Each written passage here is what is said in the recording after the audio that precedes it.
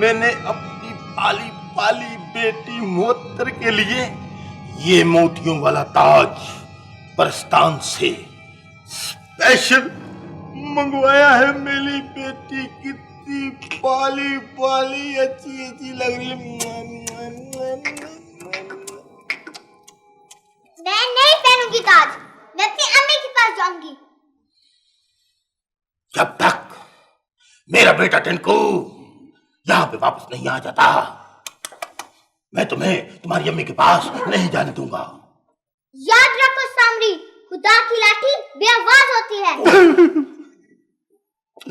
पापा तू जी आका नूस, मुझे मेरा बेटा टिंकू बहुत याद आ रहा। याद तो आएगा आका नूस, आखिर वो आपका बेटा है, टीचिंग है। पापा तू जी आका नूस, तुम्हारा हिसाब किताब सारा गलत होता जा रहा है।